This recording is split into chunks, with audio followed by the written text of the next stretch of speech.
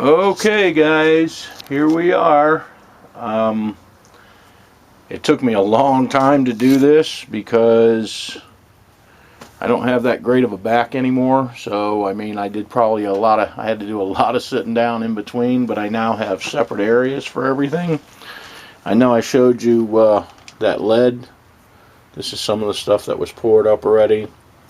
This is my little kind of tool storage area. I got all that cleared out, and I remember that bench there was all junked up, and this is going to be my pouring bench now. This is where I will do my pouring. Any torch stuff is over there in that corner. I can do all my chemical stuff now over here so that I don't have to keep moving stuff around. If I want to pour something, I was having to move all the chemical stuff to do the pouring. Now the chemical stuff can just stay. This is my to-do area. This is actually a bunch of some higher grade rocks and gems that I had left from the store. Here's the other bench that I put up where I now have my grinder. I've got this light to mount yet. My steel plates, vise. As you can see, this is all electronic storage and stuff in here that needs to be worked on. It took me forever to move that lead because I had to move it a little bucket at a time. Those big full buckets of wheel weights, I don't know how much they weigh. I can't even remotely try to lift them.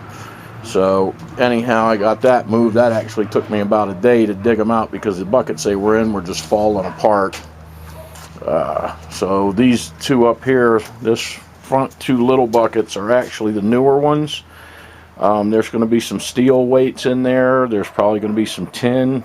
I don't remember if they're tin or zinc or whatever. I know you got to check them all to make sure that you're only doing the lead, because if you do, if you get the other ones mixed up in there, it screws your whole batch of lead up. But those big buckets in the back and that top one are going to be, I mean, there may be a steel or zinc or tin or whatever it is here or there, but for the most part, those are all lead. And I mean, there's no moving these buckets. I mean, they are unbelievably heavy.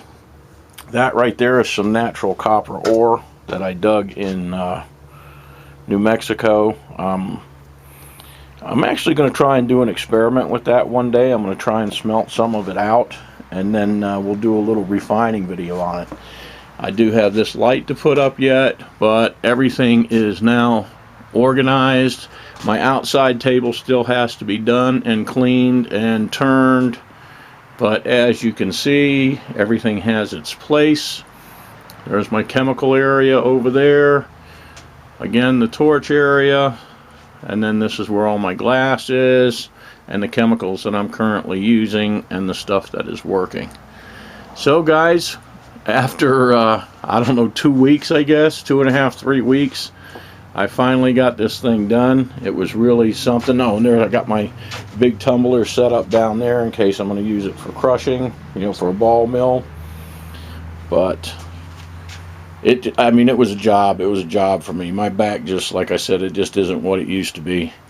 So now I can move on to doing a few other things. I'm actually probably going to do some videos on this lead.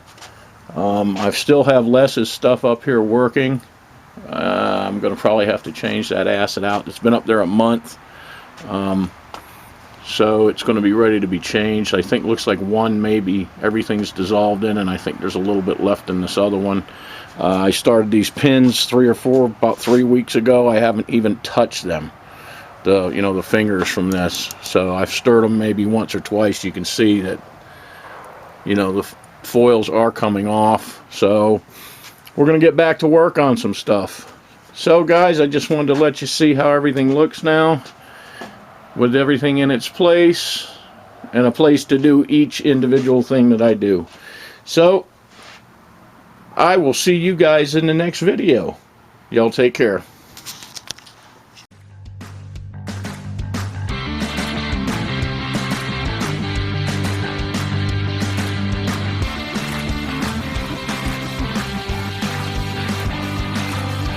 I hope you enjoyed the video.